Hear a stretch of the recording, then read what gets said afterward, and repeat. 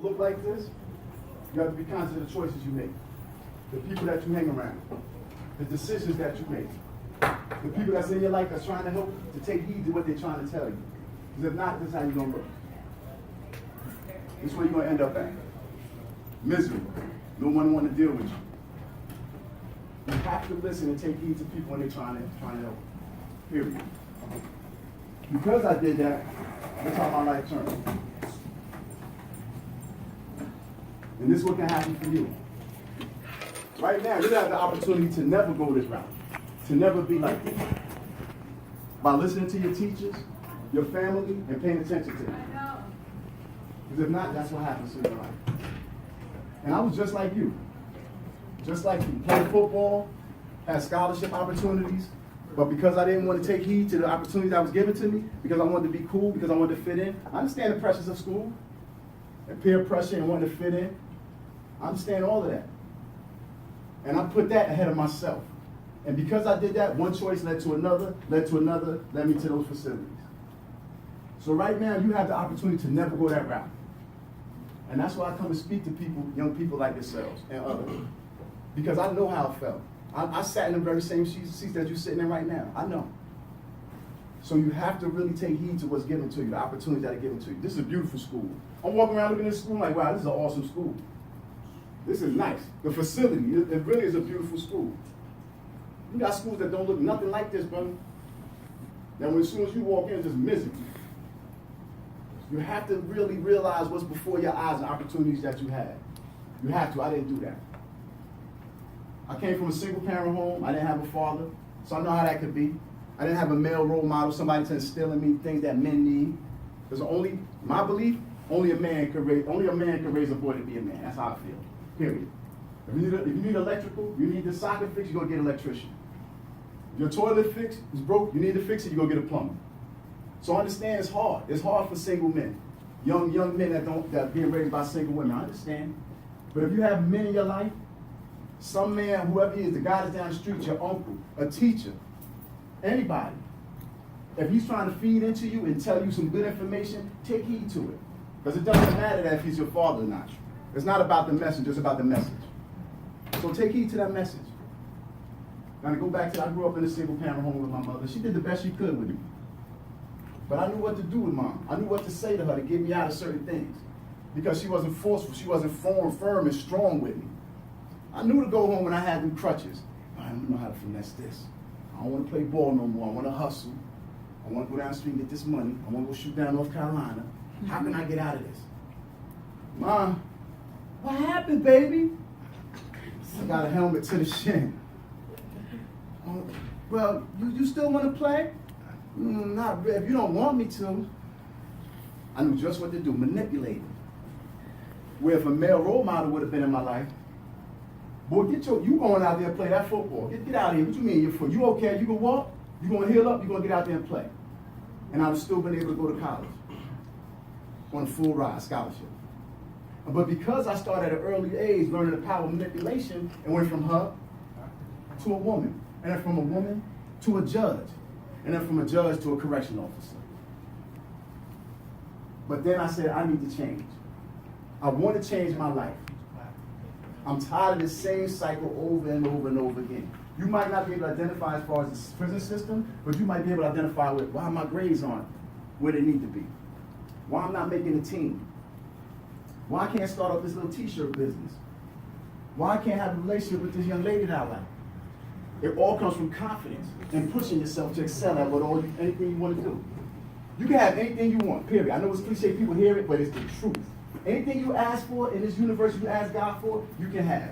But you have to work hard for it. And it will be given to you, period. I don't care what it is. And even if the mere fact that you're asking for it only proves that you can have it. Because we only ask for what we can truly have, period. So if you want that young lady, if you want to start that business, if you want to get A's, if you want to make the team, you can do it. If you want to make your mother proud, you can do all of this. All this is obtainable. But you have to make the choices and decisions to do what you need to do for yourself and others, period. I tell my son all the time, right around this age, we like to say, I'm a man. I'm a man. Are you really? Think about it. My definition of a man is someone who is able to take care of himself and others. Can you really take care of yourself and others right now? If not, now's the time to start training for that. Now's the time to start training yourself up to be a man, to be respectful, and to be young ladies, and to be women. To be respectful, to respect others, to be responsible, and excel. And that formula will take you anywhere in life.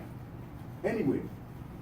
So all it does really come down to is just listening, paying attention, and taking chances and choices that's there for you to have. These are the only way you're going to be able to excel. If you do that, you won't end up in the system and places that I ended up in. Years after years after years. It took me 15 years to get it right. 15 years because of a few choices I made. I can bring it back to the very few 3 choices that I took to make me have a 20-year slide in my life. And all 3 of those choices came from surrounding people choices that I made and hang around certain people. Those people that I hung around with are nowhere to be found now. They're either dead or incarcerated, never come home ever again. The ones that I choose not to be around with are all the successful people now. That still stuck a hand out for me while I was in the midst of my misery, asking me, yo, Dale, you need help? Come on, man, let me help you. Let me do this with you. And still to this day are connected to me. Some of my best friends ever. Right now, you have the choice to be around those people, to choose to be around those people and not the other ones. The other ones that are going to be nothing but detrimental to you. These years are very important for you right now, man. Very important for you. These years right now, what you do right now with your life is going to determine the rest of your life. That's why I like talking to this group more than any group. Because to me, this is very important right here. Whether you guys know it or not, right here is the formative years or how you're going to be as a man or woman. Right now, the decisions that you make, the people that you hang around, the things that you do, right now is going to determine what type of person you're going to be. It is what it is. I know you might hear that. You want to know how far you go in life? Look at the 3 people that you're around and hang around the most. Just really take a look at them. When you go home today, or even right now. Raheem, Quad, James, Singh, whatever, whoever they are. And look at them and then look at you. This is going to determine who you're going to be like. Sometimes we laugh at identification and we do that. But this is how it is. You want to be successful, you be around other people that's successful. You go with them, you get what they got. If not, this is what's going to happen. It's just the reality of it. It's just the reality of it. It's all about who you with and who you want to be around and what you want out of life. Period. What do you really want out of life? You know, ask yourself that. What you really want? You understand what I'm saying? What do I really want out of life? And how hard am I willing to work for to get it? Because you only get one chance at life. One chance at life, man. You only have one life.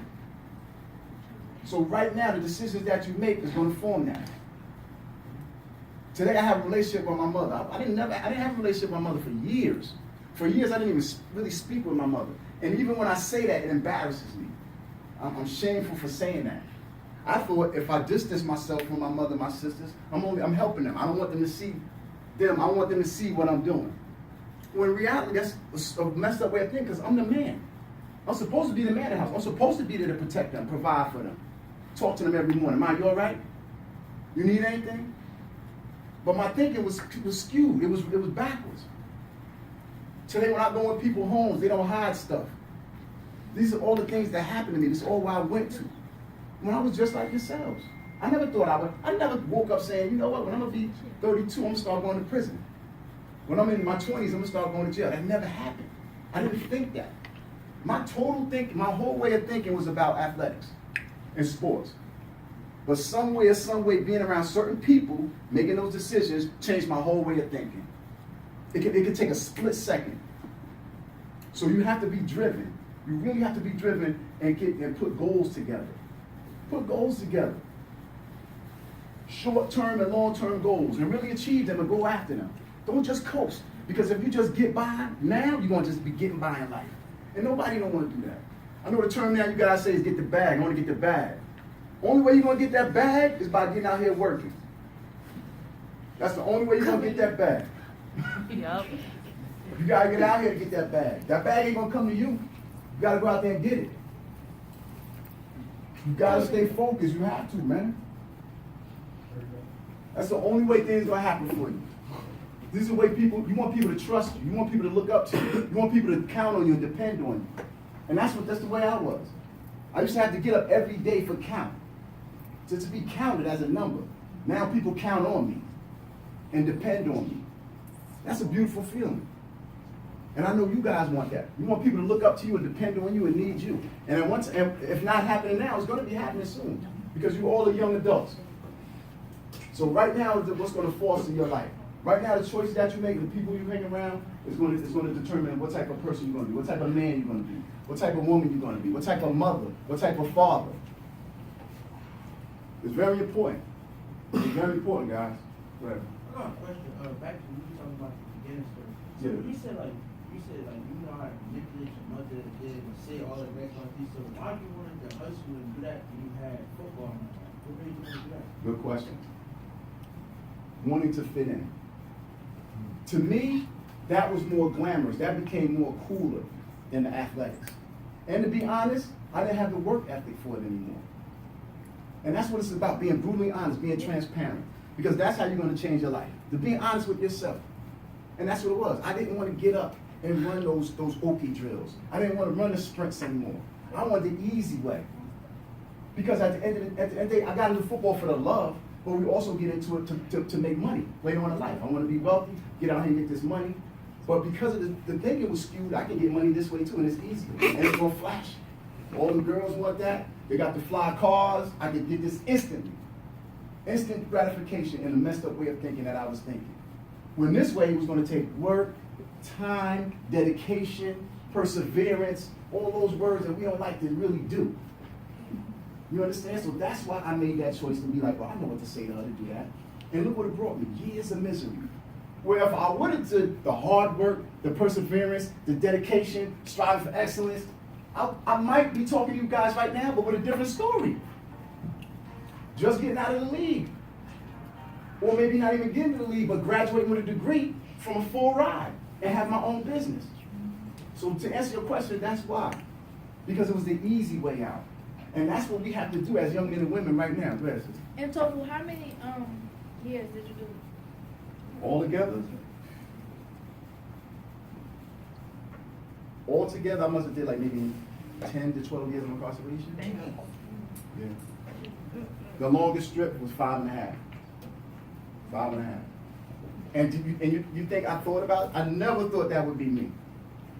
Even though I didn't have a father, I got an excellent mother, excellent grandmother. You know, y'all know down home, down south. Boy, you better do what I say. Okay, grandma, you got me. You got it, grandma. Yeah, we all know that Big Mama. I had Big Mama. But when Big Mama passed, all I had left was Little Mama. And Little Mama had me at a young age, 16. You know, I love my mother to death, but in essence, she was a child as well. We both coming up together. And that's very prevalent in our society now. Very. So in a lot of instances, you guys are going to have to do some thinking a little bit on for yourself. It might be like that in a lot of households where you might not have nobody to go to, but you still know what's right and wrong. Or you still know somebody that you can go see and connect with. And that's what you have to do. You have to reach out and search for information. Just like you go on that internet to look for the hottest, the latest, this and that, you have to do that the same thing with for information that you need. We all guilty of it. We all go online and look up, oh, who this or who that. Jeezy dropped something new. Okay, let me see what's up with that. Bam, bam, bam. We got to do the same thing with our life, too.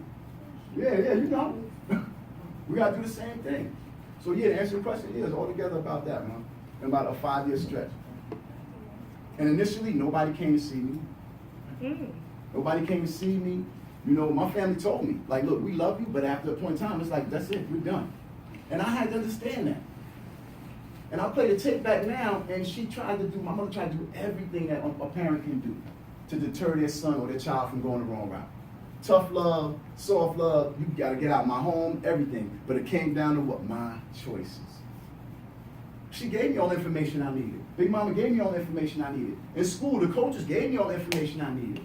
But I made the wrong choices. And those choices brought me to that place I was at. For 15 years of my life. Took 15 years of my life. I was no longer Dale Diamond that comes out. 808-964-B4102. Get up. Tight to the right. You get anywhere out the right, you're getting upside the head. This is what my life came to. Having to watch myself, protect, watch my back. take 3 minutes, and I still eat very fast. It's institutionalized. That's not my father. Because the mess hall move like this. That's why he. You eat fast. You say your father, man? Yeah. Yeah. See? And but it's just the reality of life, what happens to us. That's what happens. He's like a beast. Yeah, because you know why? You know why? Because you only allow a certain amount of time in the mess hall. And then you do that, and then you look up and look back down. You have to watch your back. But who wants to live like that? Who wants to live like that? That's how I live my life every day. Taking showers. I ain't got to tell y'all about showers. You use your imagination. In and out. In and out. And see, that's what my life became. Taking showers with NFL prospects to taking showers with some of the worst people in the state of New Jersey. All within a matter of 10 years that happened in my life. And how'd that happen? How do you think that happened? How do you think that happened? Just exactly. My choices and my decisions. That's the only reason why I'm trying to express that to y'all so much. That's very important. And right now, you never have to be 808-964-B410-102.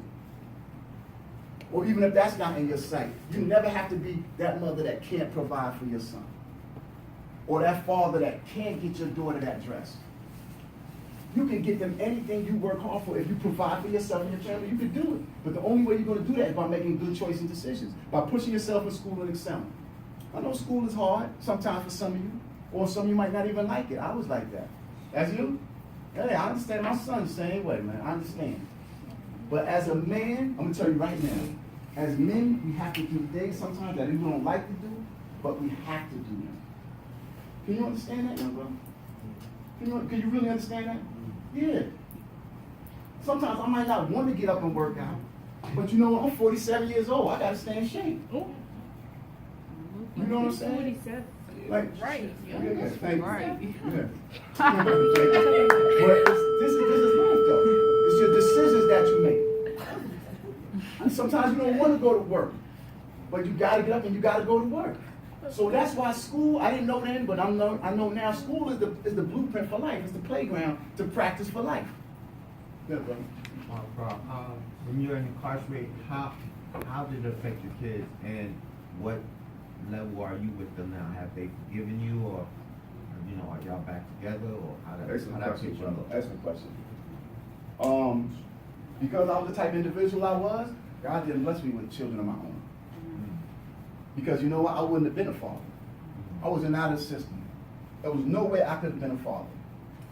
But once I got my life together and became a productive member of society and went to school to further my education in personal training and life and fitness coach and being a nutritionist, and also meeting my beautiful wife and taking on her son as mine.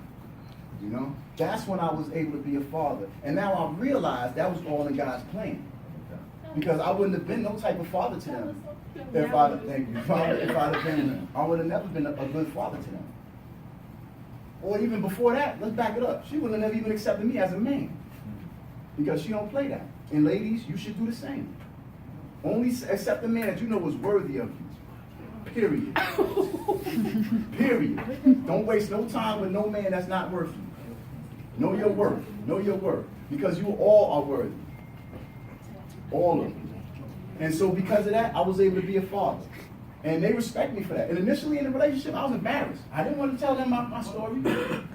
I can't let these kids know what I've been and what I was doing. I can't do that.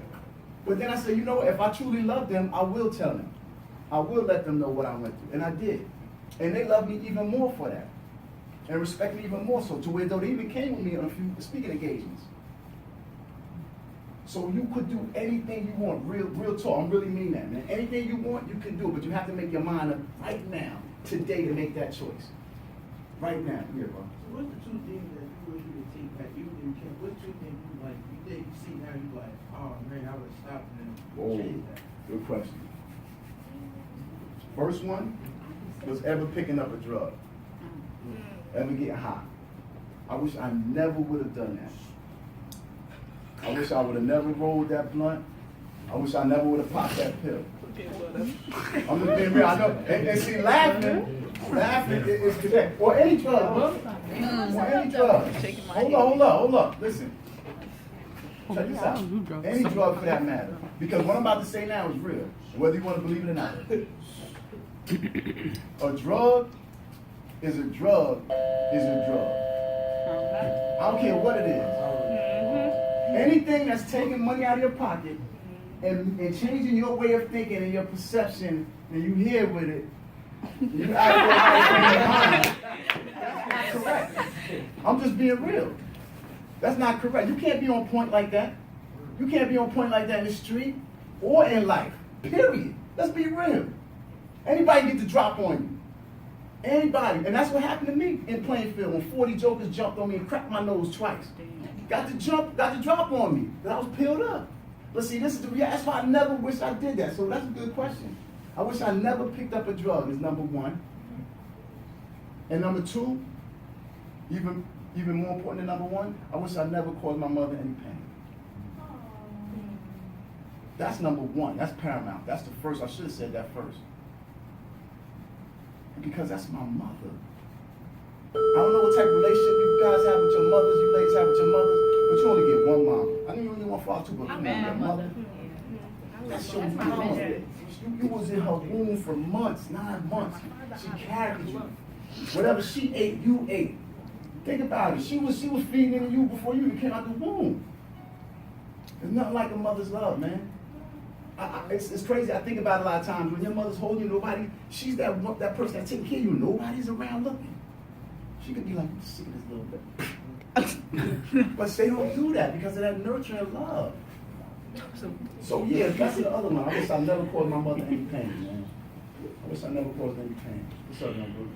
The two happiest things for you, things that changed, the two things that changed your life. Marrying her, number one. Oh, we good. Marrying my wife, number one.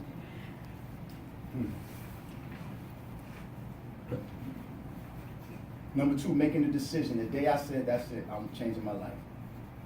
Those are the two happiest days of my life. And I remember that day too. I remember that. Go ahead, man. Looking back, because your father wasn't around, do you think that you had anger towards, like, just generally in black men of authority that tried to help you? Back to as far as that question is, my wife actually was the first person that brought that to my attention. Because she says, she always bigs me up, you know, Dale, you this and you that, you know, feeds into me what your woman should do, and vice versa. A man should feed into their woman. You, not just you fine, but you know, you're beautiful, you're smart, you're intelligent, I'm so proud of you. And she does this back to me, vice versa, because we're helpmates. And the thing is, she said to me, you are so good as a man. Do you think your life would have been even better, or you think you would excel even more if your father was around? And initially, I said no, because I didn't want to give any weight to the fact that I needed him. I never wanted to say I needed him. But when I thought about the question, I said, I have to admit, she's right. Yes. If your dad ever came back in your life, would you accept him? I did. Thankfully, before he passed, I did. Mm-hmm. And my father was also mixed into the life of drugs. And before he passed, before he passed, I did. You know, we reconciled. I have a younger brother. And I said to him, about 3 years before he passed, I said, look, don't do to him what you did with me. James is a young kid. He never has to feel the way I felt when I was coming up. Be in his life. And I'll never forget, he looked at me and said, check you out. But no, I'm serious, Pop. Don't do that to him. He needs you. Yeah, to answer that question. How does it feel to be alive knowing that when you, like, on your downtime, you sat back and thought about all the stuff that you did? Whew. Blessed. Very blessed. Very blessed. Very fortunate. I've been shot, stabbed, jumped 3 times. My nose broke twice. Blessed. Blessed beyond belief that I'm here right now. That I didn't overdose on any type of drug. I've taken many different types of drugs throughout my life. I put myself in very dangerous situations. And I don't talk about them because I don't want to glorify the lifestyle. But for me to be here today is a blessing. Anyway, why even talk about that? Because I became my best customer anyway. Let's be real about it. You know what I mean? Let's be real. So you think about going to get that pack, you flipping it, and then it end up being your best customer. Come on, man. It's a 0 all the way around in the game. Period. Don't even get near the game. Don't even go near, hold on, let me say this. Don't even get near the drug games. I'm telling you, at the end, it's nothing but misery, period. Nothing. Nothing in the drug game works out. It's just the reality of it. There's no successful drug dealer or drug user. You can't tell me one. You can't tell me one, and that's the reality of it. So for that reason, just stay out of it, period. Well, let me answer it first. I got two questions. My first question was like getting out of the habit bad though, like it's like you know like when you like used to something like how you probably used to having fast money, working ever like become a into like you was making quick money, so it's like all work when I can make fast money. Yeah. With me, that wasn't really an issue because I always I'm a hard worker, you know. I'm a hard worker at what I do. So, and because of that, it never really was an issue to make that transition. Anyway, that was years prior. I wasn't no baller no more. Like I said, I became my best customer. That balling stuff went out the window. So now it became a necessity. It became survival. I gotta get out here and work. I gotta become a productive member of society. And that's what happened when I sat in that, when they came to get me. They came in that house, kicking the door in with dogs, slamming down the door. And these are people that took me in, kind enough to take me in. My family ain't gonna deal with me no more. These people were kind enough to take me in, babies in their home. And when parole came in there, we kicked that door open, and they had a little dog, and they sprayed the dog with mace. Thank God it didn't kill them, didn't shoot and kill them. And people were crying, and I heard about it. Because when I came later, they said, don't go near the house. They're in there right now. It's a mess. I went to Journal Square in Path Station and sat down by the train, and I was looking at people walking by me with briefcases, shopping bags, book bags. I said, everybody's living. I'm alive, but I'm not living. That's the day I made this. I walked into parole and said, I'm Dale Cummings. Turn around, put your hand behind your back. That's the day I made that choice to change my life. It was that day. Now, I just want to tell y'all, I love y'all. You guys can do anything you want to. Anything you put your mind to, you guys can do it. You are our future. I'm not just saying that, it's not cliche, it's the reality of it. I might have to depend on you one day, young brother. I might have to depend on you one day, young sister. I may have to. And you already have people in your lives now that depend on you. So the reality of it is, just keep pushing yourself. Continue to do right. Choose good people around you. And shoot for the stars. Thanks for having me.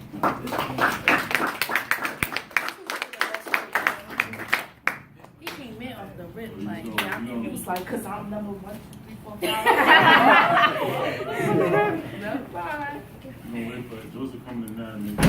You must. They got it. He said.